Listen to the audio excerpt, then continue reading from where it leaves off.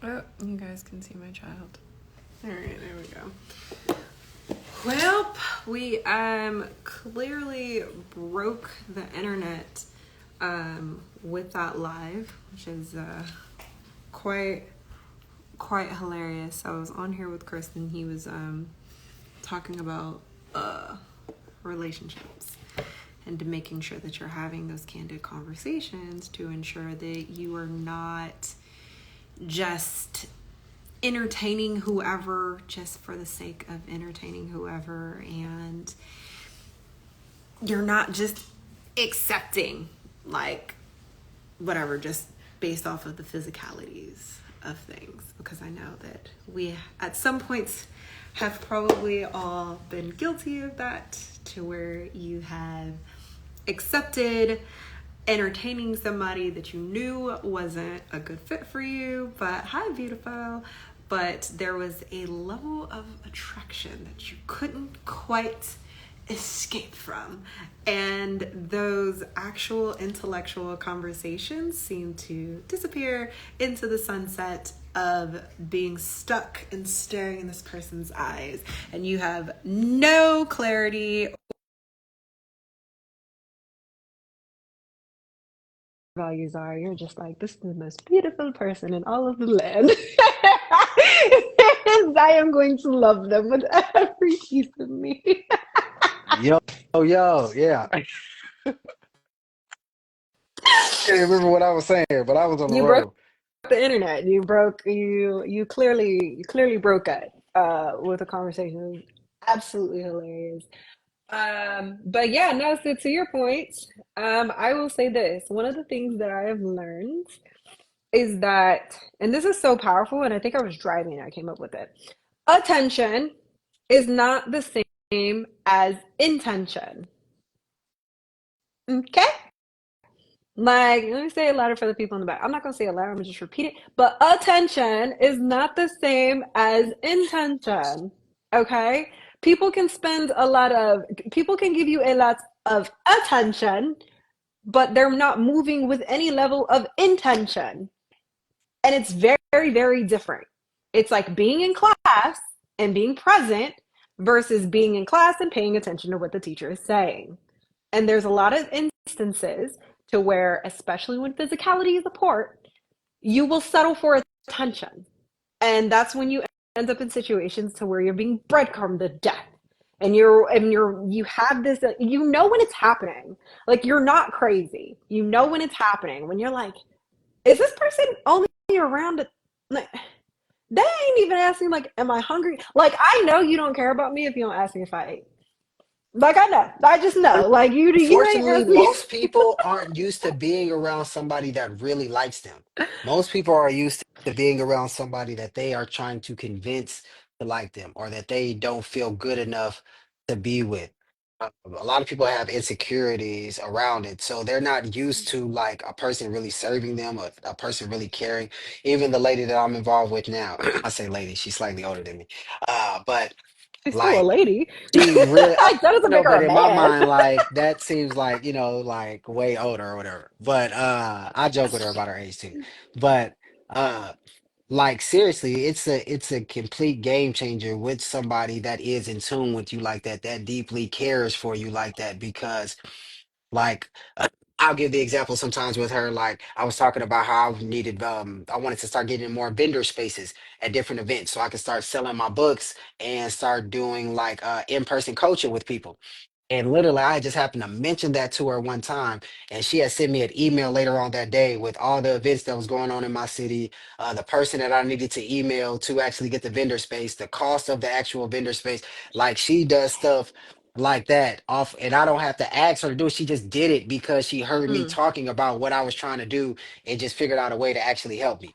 And so I don't think a lot of us are really used to doing that, but following the strategy of what I said before the live ended, where it's like the foundation gotta be right, as opposed to just letting the foundation build off of counterfeit things or facades. It's like this particular one is really built off of something solid. So yes, it's I don't think most people are used to that type of treatment. They're only used to people that take them for granted, or people that kind of abuse them, or people that are not really kind of into them, or just using them and all that. But somebody that really got their interest and mind, that really like Beyonce and them said, my stress is, or your stress is my stress. If I'm blessed, you blessed. I don't really think that we're used to being with people like that. No, 100%. But it's also like, what are you willing to settle for as an individual? Like going back to the point, like people know how to treat you based off of how you treat yourself. You know what I'm saying? And it's like if you are not carrying yourself to that standard and you haven't set those boundaries, and unfortunately, if you're overly accessible, like human nature believes that you're not of value. You know what I'm saying? Like if you are overly accessible, and I hate that because it almost pushes you to not be able to be as vulnerable as you would like, but just like, and I'm just gonna speak from experience because you know what I'm saying. Y'all can judge me if I want to. Okay, judge yourself. Um, like I have a thing. Like I have no middle ground. Like I don't know. I'm trying to build this like middle ground thing, but like I'm like, like I meet somebody and if I like you, I'm like, it was good. Like, I like you. Like, what's good? Like, we gonna do this, or you gonna waste my time? Like, what's the vibes? You know what I'm saying? And sometimes I can be like, dang, because You I move with don't such stick your toe in. intention. You just jump in the Yeah, pool, or you're I'm not in the pool just at like, all. ah, we in here, like we swimming. Let's go, let's get it. I'll figure it out. I can't even swim. We gonna figure it out. You know what I'm saying? And it's just like, but I move with such intention. I'm just like, all right, bet. Let's do it. Like, talk to me about because I'm gonna like we going, there is no like, is it cool in here? I'm like, we 12 feet in. What's up? You can swim or not? Like, let's talk healing, let's talk. And you know what I'm saying? Like, and that's something that I'm working on. But then on the other side of it, once you give me the ick, I'm like, oh no, that's how you move? I'm good. And you only have so many times to move a particular way before I identify that as being a characteristic for you. And that's just the quality of who you are. And I'll be like, I'll act like I never met you. But I don't know. I'm working on that like whole middle ground. Yeah, because that's a little, yeah, that's a little scary. You know, my healing alarms is going off all in my head as you were saying all that stuff.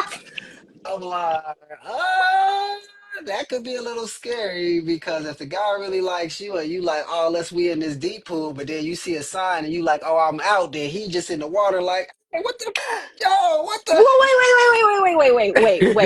wait. Pause. Hold on. Because what we're not going to do is act like I'm a track star. Um, I am.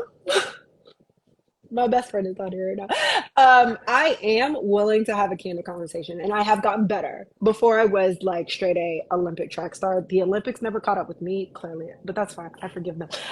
What you're But you know talking what I mean? Like about ghosting people when you talk about being a track star. Is that what you referred to? yes, yes. But I am no, I extend so much more grace now, and I'm so much more open to having conversations because now I understand that the triggers that I had for me. So I can come from a place of vulnerability to where I no longer feel like I'm hurt, and I'll bring it to someone's attention. You know what I'm saying? But if I take that step to bring it to your attention and you either dismiss it, acknowledge it, and don't change, like I might give you, depending on how much I like you, I might talk to you two more times or so. But after so long, I once again allow you to keep your autonomy because what I'm not going to do is try to change somebody. So I will, for the sake of understanding who I am as an individual, move forward and not try to turn a dog into a cat, Do if you that put makes that sense. same amount of pressure on yourself if they was to bring you something that they didn't like about you that they needed you to change? Yes. Like where you only got one or two mess ups and then they could just cut you off forever. You're cool with Yes. that? 100%. And the reason why is because I've placed, and this is all new, by the way. This is like 2024 edition. I've put myself in the position to where I'm like, I cannot ask you to take accountability of things if I am not willing to take that same level of accountability. So I've been called out to where like somebody moved a type of way, and I was like, ew, and I assumed something, and made a split decision to be distant. They called me out about being distant, and I was like, you moved a certain type of way. I wasn't with it, so I fell back. And they were like, you fell back without first speaking to me and trying to get a full depth and scope of the situation. And that's not cool. And I said, you know what? You are 1,000% right. My apologies. I will, moving forward, ensure that I bring things to the light. And then I ask them, and this is something that we oftentimes miss, ask people what their preferred communication style is and how they like to actually handle things. Some individuals prefer to handle tough conversations in person. Some individuals prefer to handle tough conversations via text, and some individuals prefer to handle tough conversations over the phone. And that's something you need to be clear of with your partner. Because I'm like, I'll text you. I be having time. I might be needing to make calls, and I'm gonna be like, so today you did this thing, but that like makes me feel unattached. Are But you familiar with what the object of displacement is? no. The object of displacement is where, like, so we don't really see with our eyes, we see through our eyes, Yes. right? Mm-hmm. But the eyes can only see what the mind is able to comprehend. Yes. But your mind can only comprehend what your emotional wounds allows you to Yes. see. So what an object of displacement is that somebody has done something to us in the past, Mm-hmm. and the people in our present, they are the object of displacement, meaning that we Yes. are not really experiencing them. We are engaging with them, we are talking with them, we are, you know what I'm saying, in relation with them, Mm-hmm. but we're actually filtering our experience with them through some situation of a in the past Mm-hmm. with a completely different person that most of the time we're not even engaged with anymore, that we don't talk to anymore. We have this whole mindset of, I'll never let a person do that to me again. I'll never let a person talk to me Mm-hmm. like that. I'll never let that happen. And anytime we are like that, we are basically making the people in our present pay for the mistakes of people in our past, which a lot of times equal a future with no one. So Mm-hmm. a lot of times we got to address the imprint of why those triggers even come up that make you want to move away from those guys, Mm-hmm. because those guys didn't cause the trigger, they are just triggering it within you. Mm-hmm. So it's like getting to the imprint of that actual trigger could allow you to not color your experiences, so when a guy does something immediately you're like, and as opposed to when you talk to the other guy, you figured out that it wasn't what immediately came to your mind. Mm-hmm. But if you don't heal that imprint, what will always come to your mind immediately is some similar to that imprint of that situation, which is the pain you don't want to feel again. But it could be that it's not that at all, but it just resembles it. So that's just unsolicited what came to my head. No, no, for sure. And I think you're absolutely right. And once again, that comes from a place of having that spirit of discernment because oftentimes success leaves clues, right? And there are usually things that you've tolerated in prior relationships um, that you knew you shouldn't have tolerated, right? So sometimes when you see those things, your initial response is to be like, yeah, no, peep that before. Last time I gave it a pass, and then it turned out to be trash. So not going to do that again. Versus, to your point, saying, okay, is this person truly doing something to me that is like bad intentionally? Or is this my younger self, which is usually your younger self, trying to protect itself, trying to keep me safe in this particular space? And I've gone back and forth with both, right? So I started therapy and it's been amazing. My therapist is the dopest. Shout out to And you. thank you. And one of the things that, we spoke about is being very, very clear in regards to the accountability that you're taking for yourself, as well as taking on that new identity and realizing that there are certain things that you don't tolerate within this new identity that your prior identity did tolerate. You know what I'm saying? And sometimes, like, some things don't deserve an explanation. That's true. I would just say, in my experience, a lot of people feel that they're being guided by their intuition when really they're being guided by trauma responses. Yeah. And a lot of people don't spend enough time with themselves to be able to distinguish between the two. You know, a lot of people be like, oh, I trust my intuition. You should really only trust your intuition if your intuition has the history of being trustworthy. Most of the Yeah. time, people, again, are guided by their trauma responses, their past pain, their past hurt, and we end up becoming like the cat that touched the hot stove and then therefore never touches a stove again, period. They don't learn to distinguish between a hot stove versus all stoves. So when they go near a stove, they color all stoves as if it's hot. So I'm gonna stay away from that as opposed to learning specifically what are the distinctions between hot stoves. And a lot of times with trauma responses is that it doesn't have to be the same situation. It could be any resemblance of it, and it's going to elicit the same response. That's why when we say, oh, I've seen that before, I don't want to deal with that again, most of the time, what we're coloring, we're not really attaching it to the accurate thing of Mm, what we've seen and what we're trying to avoid. So that's the only reason why is that um, a lot of times it's just hard.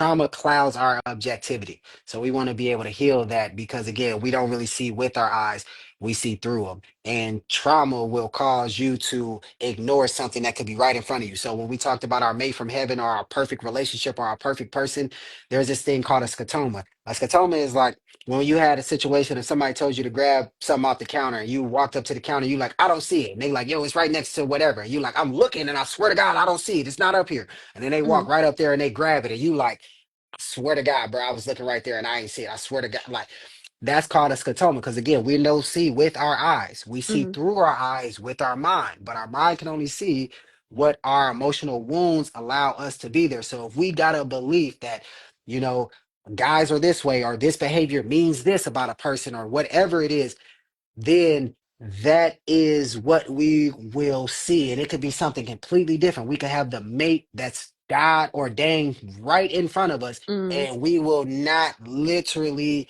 be able to see it or recognize it because we got these beliefs in our mind that it's not possible, or that it's not capable, or that love equals hurt, or the shoe is going to drop at some point in time, mm. or it's too good to be true, or you know, whatever the limiting belief is that's in our mind that traps us. But again, that will color our experience and that will ultimately have us like Job in the Bible. Like the greatest thing that I fear has finally come upon me.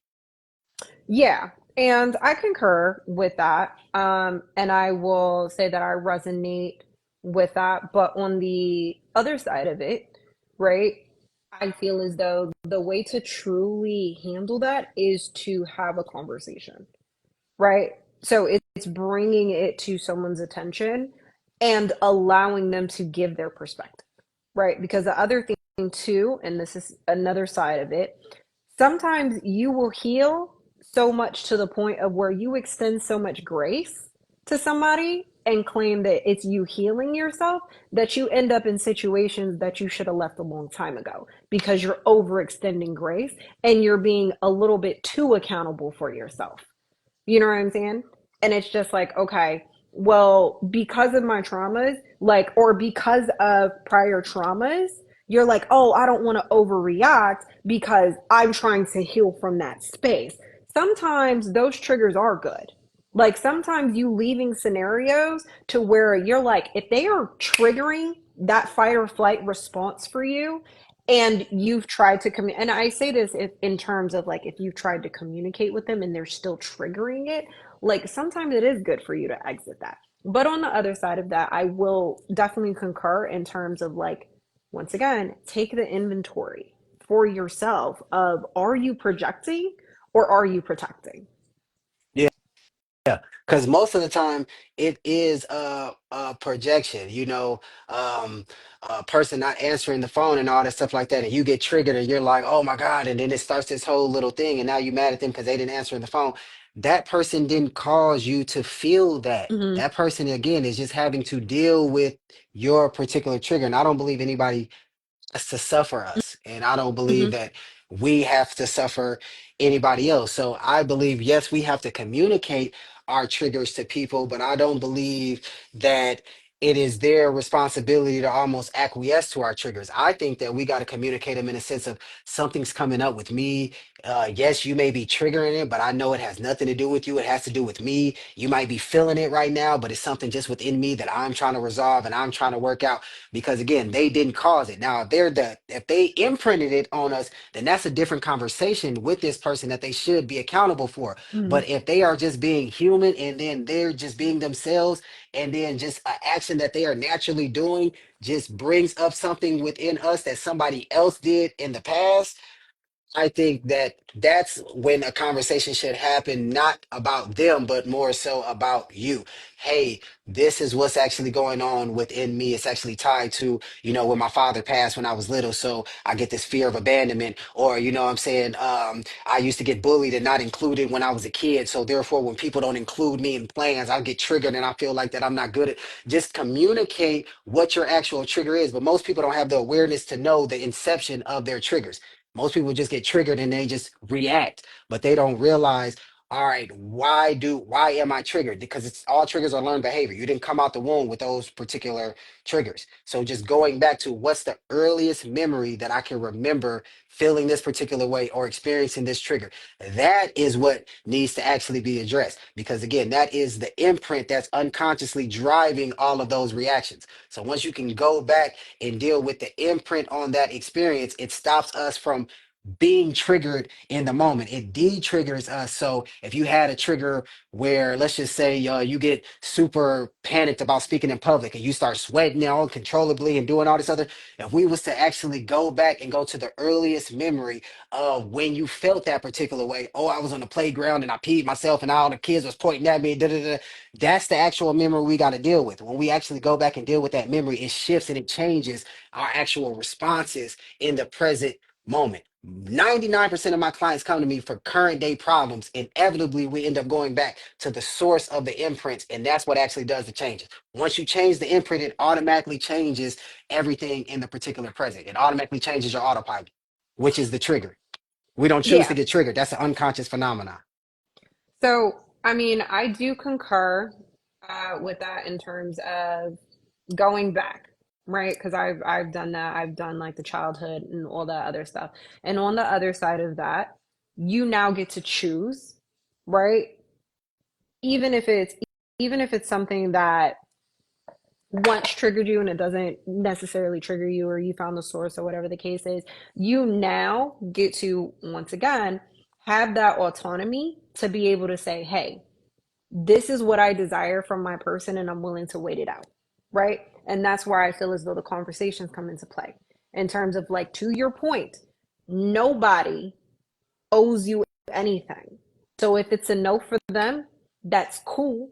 That doesn't change anything about them as an entity. But if it's not something that serves you and you would prefer to sit and find a partner that does align with, that is your right. You know what I'm saying? And I feel as though there's too many instances to where people know, like for instance, there are some naturally romantic people out there. There are some people who are like, this is, I love to do this for my person, right? And sometimes people will pretend to be naturally romantic, to your point, in the very, very beginning, and then that dwindles off. And the biggest thing is like if it's not something that you would do in year 3, don't pretend it to do it on day 3 because at some point that truth is going to come out. But don't change who you are or how you function to be able to get access to this person when it's something that you're not going to be able to upkeep. And if you are upkeeping it, it's causing you to feel a level of resistance because it's not in alignment with who you truly are. Facts. That ties into not like people not liking who likes them. They feel like they trying to go after this particular person. And I'm serious. It's like I think that that's really the wave. I honestly think that ties more to man than women. I feel like a woman can't really just like get herself to like a guy. I feel like she either likes the guy or she doesn't. But I definitely feel like that like who likes you. Don't try to get to just change like you said, I gotta get myself to be this type of person so this person could accept me or this person will. If you're doing any of that, that's not the person. I'm just sorry to say. You should want to be the best person for you And then naturally, like attracts like, and water seeks its own level. But if you feeling like I gotta do this so this person can be with me, or so I can have this particular relationship, most of the time I would say that person's not necessarily for you. And like she said, you should really spend time liking yourself, because if you don't like your own company, you can't expect nobody else to like your own company. If you know what I'm saying, don't want to sit with yourself on a Friday evening, why would somebody else want to sit with you on a Friday evening? Why would somebody else? Seriously. And so it's like you got to learn to like yourself. You got to, because nobody is going to be able to in Napoleon Hill Think and Grow Rich, a black choice, it said if you put a low value on yourself, believe that nobody is going to increase the price. So if you got a Mm, low value of yourself, if you got low worth of yourself, if you don't like spending time with yourself, because you feel like there's nothing good about you or you don't have value, mm, then you're going to attract that type of thinking of somebody who doesn't value, of somebody who doesn't appreciate you. But when you really know that you are valuable, and you know you are valuable because you just don't give yourself access to everything, like my mentor told me, like the most valuable things in a museum, you can't just walk up and touch. You can view it, but you ain't got access just to walk up and touch and pick it up and do whatever you want with it and all that. But that's what we do to people. We give people access to just, but that's because we really don't see ourselves as valuable. If we did, it would be a mm. limited amount of people that would have access. But we give That's access to all these other so people, and good. we try to get them to want to change and to do all these other stuff to be likable and to fit in and all. And again, most of that is unconscious biases, Mm, cognitive biases, mm, unconscious tendencies that's wired into us. The need to belong. We all want to fit into some particular tribe. So yes, that will cause you to just feel this urge of just wanting to be liked and then wanting to be in good rapport with people. The simple fact that, a thousand false alarms is better than one death. That's why we notice negativity more than mm, positivity. That's why mm. negativity gets way more energy than positivity, because you can only die one time. And then you got, so we're wired in our nervous system to alert anything that could be a possible danger. We're not wired to be on alert for anything that could be positive. That's something you consciously got to do yourself. But the negativity, that's wired into you for survival. Mm. So we got all these things unfortunately working against us that we got to be mindful of. That's why consciously and deliberately you got to take time to think, what do I want? Who do I want? Who do I got to become? Taking time meditating on those particular thoughts and not just letting your mind drift to whatever. And to her point, and to bring the conversation full circle, not letting social media program your particular thoughts, not letting just friends or just celebrities or whatever it is program your thoughts. You got to take hold of this, because again, they'll give you an image. You are trying to get that image, and as a result of that image, because of that scotoma, that mental blind spot, you will bypass the man that's really going to be there for you, or the woman that's really going to be there for you, the person that's really going to be in tune with your needs, the person that'll really be a ride or die for you, the person that will help you elevate to the best version of yourself, as opposed to making you half of what you truly could become. But you'll completely miss that person because you're chasing this image that's been put into you. So you got to make sure that the images that's in your mind is what you consciously and deliberately choose to think about. I concur. I concur. And also, just, to your point, working alone, like, take that time to yourself to really determine, like, take on that, whoops, take on that new identity of, like, hey, like, this is what I am deserving of. And I truly deserve that. And when it comes to me, I'm going to be grateful for it and receptive to it because I know that I deserve that. You know what I'm saying? And you move differently when you're receiving something that you truly believe that you deserve versus when you receive something that you don't believe belongs to you, or you don't understand like why it's there. Right? So I think I saw something and it was like, when somebody tells you that you're too good for them, believe them. Like, believe them That's and true. understand that that's going to manifest in some way, shape, or form. They're speaking from a place of projection. That's true. And it, But like, you if you you haven't seen it, mhm. no, you brought up something so key, the deserving factor. If you do not feel you deserve, let's just say you even meet the mate from heaven, your perfect relationship. If there is this belief or inkling in you that you don't deserve or you're not worthy of it, you're going to self-sabotage. and Yes. you're not going to consciously do it. You're not going to No. intentionally do it. It will be an No. unconscious phenomenon where the strongest force in the human personality is to remain consistent with how it defines itself. You cannot out escape or outperform your self image. So if it's the image that you have in your mind reflects that you are only worthy of a certain level of a relationship, then even if you jump up, it's like a thermostat. If it's set to 32 or 72, and then for whatever reason it gets hot, and then the heat in the room goes to 80, the fan to kick in to bring it back down to 72. Or for whatever reason it gets cold in the room and it drops down to 60, the furnace to kick in to bring it back up to heat it to back up to 72.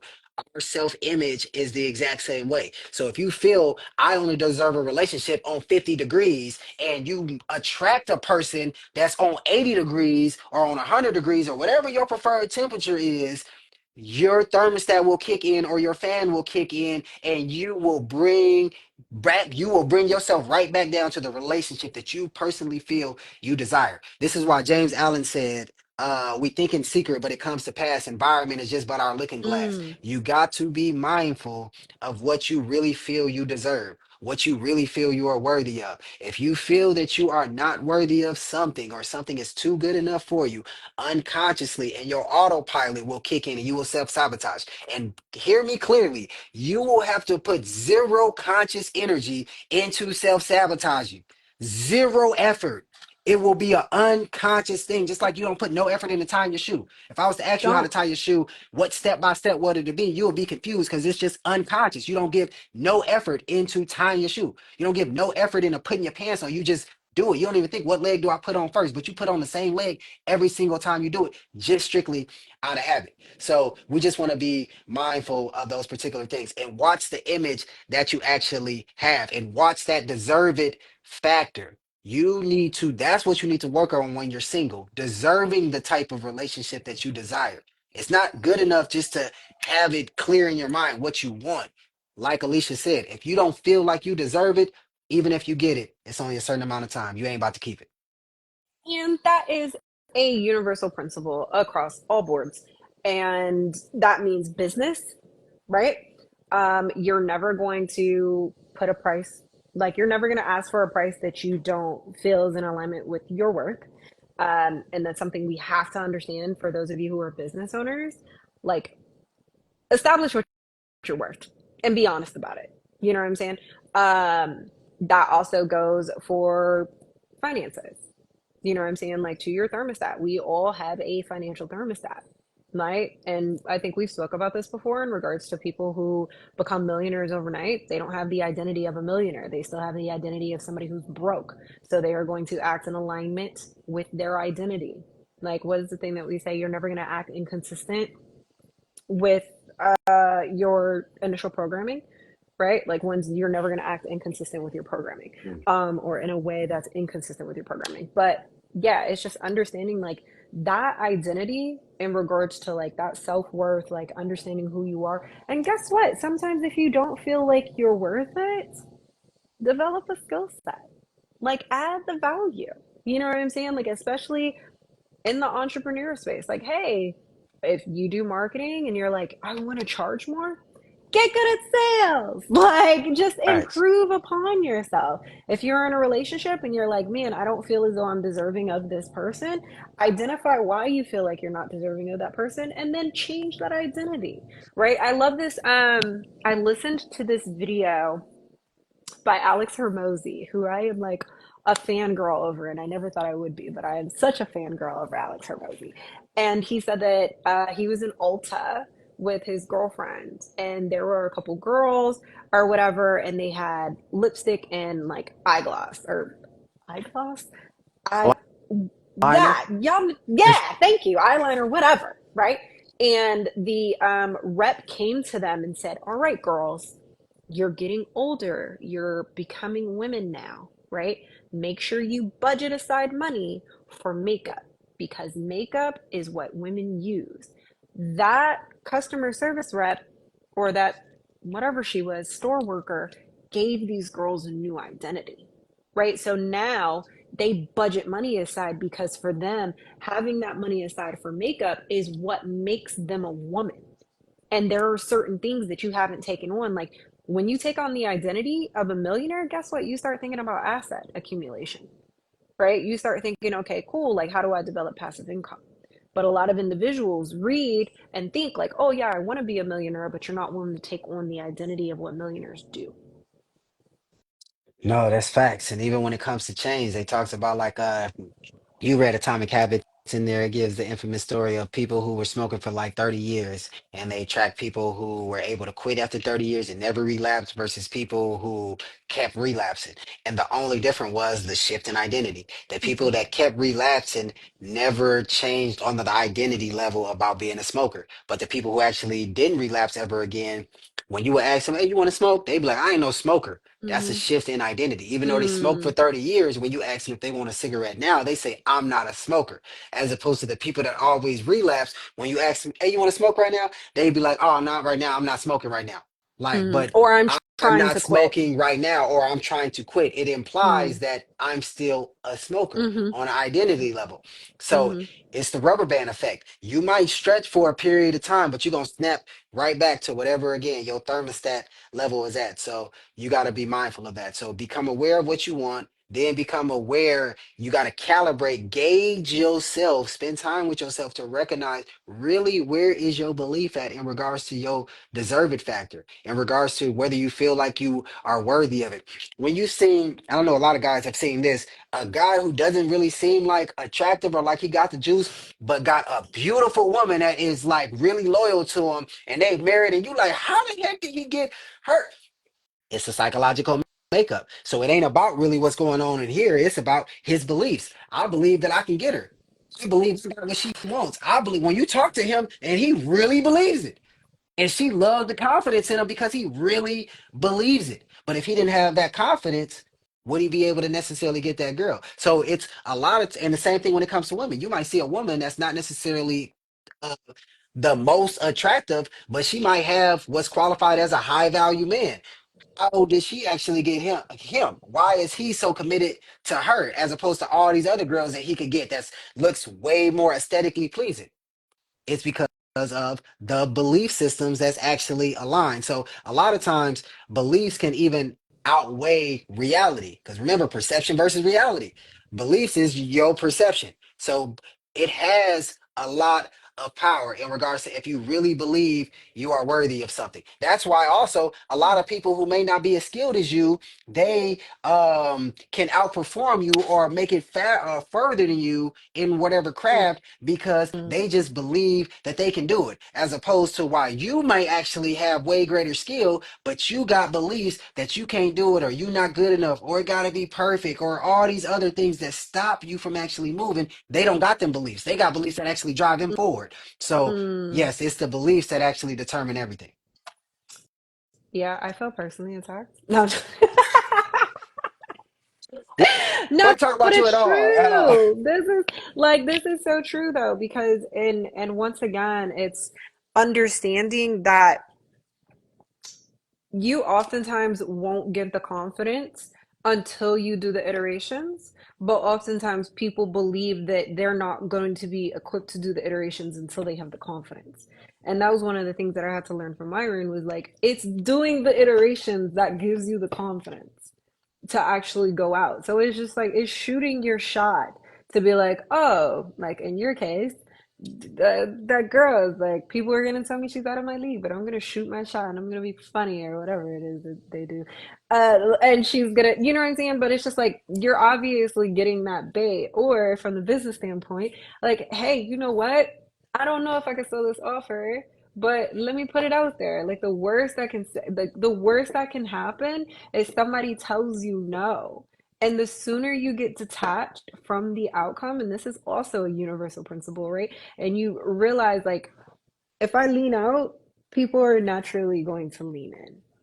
You know what I'm saying? And that's just across the board. Like there's that natural, and I don't know if it's just human nature for people to try to chase or whatever the case is, but be detached from the outcome of whatever the case, like whatever it is that you're doing. If you're gonna ask that person out, be like, if they say no, I'm still the dopest person alive. I'm dope in real life. Like I don't really care. Or you put that business out there and you're like, hey, I'm here to serve. And if somebody didn't If they didn't take the offer, then they're not the person that I'm called to serve. And it's shifting that perspective to say, you know what, I'm not taking anything personally, and whatever happens, happens. I'm good either way.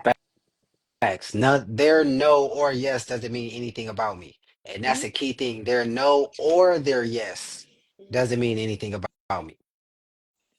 Absolutely. And that's one of the things that I do in my sales, like in my sales process. Like the beginning of my presentation, not everybody agrees with it, but it works for me. I let people know. We get on a sales call and I'm like, yo, look, I'm not big on rapport. Oh no. Oh no. I'm not. You know what I'm saying? So I get on the sales call and I'm like, hey, what's good? Like, thank you for taking the time. I do start with gratitude because that's true with me, right? Like, one of the things that I When you say rapport, feel you mean like chit chatting, small talk, and all that stuff. I I'm ain't not here for like that that. either. My girl was just telling me that the Exactly. other day. She was And it like, "You feels so diplomatic." I was like, "Yo, inconsistent. It feels real inconsistent. You know what I mean? Like, and it makes oh, the people same way." feel like you think that they're dumb. You know what I mean? Like, you know that I don't care what the weather is like where you at. Because I'm not there. It's not affecting me. Like, how's the weather? It's cold. Ew. I don't like that. All right, what are we here Like, for? you know, Like, I don't care about your missing you know I don't sister. I care. don't Like, care about your daddy on drugs. I don't care about all that. at That's all. fine. Like let's call it for what it is. And I'm a very like bottom line type of person. So I Oh, always yes, that's and fine. I move, right? For people that are in sales, like it's being able to move in a place that's in alignment with who you naturally are and you're not acting outside of yourself. Right. So I'm very naturally a grateful person. So I'm like, thank you so much for taking the time out to meet with me. That's organic to me. So that's not going to come off any type of way for you. And it's not going to feel like there's not going to be any resistance to me saying that. Then I'm just going to ask you like, okay, cool. What are you looking to get? Or what prompted you why are we here? You know what I'm saying? Like, what are you looking to get from the end of this conversation? And you say X, Y, and Z. And I'm like, okay, cool. I'm going to notate that. Now I'm going to frame it to say, okay, we're going to sit for 45 minutes to an hour with your permission, I'm going to ask you a number of questions. Is that cool? You say yes. And then I say, all right, great. Based off the answers you give me to those questions, if it makes sense, and only if it makes sense, I will present to you an offer. That's another thing too. Don't ever play people and make it seem that I'm not gonna ask you for money. I know you're gonna ask me for money. This is a sales sequence. Let's be real. You know what I'm saying? But I am going to let you know I'm only going to present an opportunity to you if I believe it's something that can serve you. You know what I'm saying? But it's letting them know you have no dog in the fight. At the end of the day, I have no dog in this fight. If it makes sense, I'll present to you the offer. If it doesn't make sense, I won't present to you the offer because I don't feel like it's going to be a service to you. But guess what? Let's just make a decision by the end of it. Don't tell me you got to think about it. Like, no, that either way it goes, if you say yes, I'm going to support you. And if you say no, I'm going to support you there, allowing people to keep that autonomy.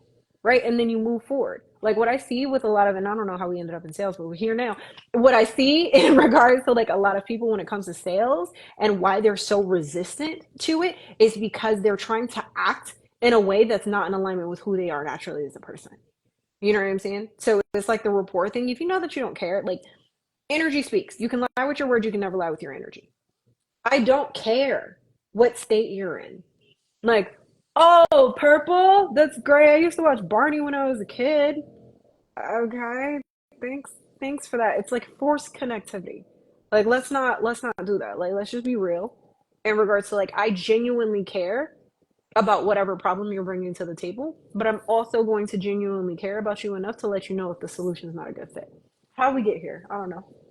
I don't know either, but it was definitely necessary, and I agree wholeheartedly with you. Like I was saying, my girl told me it was last night. The days are kind of flowing, or whatever. One of my friends called me, and she was like, "Was that a friend?" And I was just like, "Yeah, that was like a homie." She was just like, "You just seem so diplomatic." Like I was like, "What you mean?" She was just like, "I mean, you was just, yep, yep, okay, okay." Like just so matter of fact. I wasn't no filler words. I wasn't no. And like in my head, I'm like, oh, well, I was being, you know what I'm saying, enthusiastic, you know what I'm saying? I answered the phone at 9:30 at night. So I'm like, obviously I respect bro and I like, you know what I'm saying, because anybody else, well, not anybody else, but small group of people where I would actually answered it. So I'm like, yeah. But basically I have a hard time with like you said, just chit-chatting, all that other stuff like that. I don't so in my nature of the field, rapport is a great thing as well too. But I don't really do small talk because I believe that a client can feel when it's authentic. So I definitely do rapport in other ways by matching and mirroring. You know what I'm saying? So I'll Mm, match their breathing patterns, I'll match their gestures, their body language, facial expressions. I'm repeating back to them the same words that they're actually using and all. And knows that's another way of unconsciously gaining rapport with the person. We notice that when we are romantically involved with the person and it's like we're really connected, you'll notice that when y'all are caked up and all that stuff, if you bring your awareness, y'all breathing are exactly the same. Y'all are in rapport with each other. You know what I'm saying? A lot of times y'all are using the same type of words. A lot of times y'all are mirroring gestures towards each other. A lot of times y'all body language, like a knee or elbow, might be pointed at each other. And it's these unconscious things that you can pick up on with other people in ways in which you can get rapport with their nervous system, as opposed to spending time asking, like you said, about the dog and how's your mom and all these other things like that. Cause I don't typically do that either, for sure. nah, facts. Okay, well, I gotta go take my little to eat or something Yes, like this has that. been But 2 hours. It's Are you been real, posting it's this been live real. though? I posted the one on my page. You got to post this one. Um, I gotta post this one. Okay. And you got to add me as a collaborator so it can show up on my page. Okay. Okay. I'm being held accountable. Okay. I got you covered. I'm on it. I'm on it. All right. I got you covered. It's been real. We have to come up with a schedule because I have not been as active as I should be. But Me we either. back. We We back. back in here. We So back. thank We you for your back. time. This is a great discussion. All the throbs.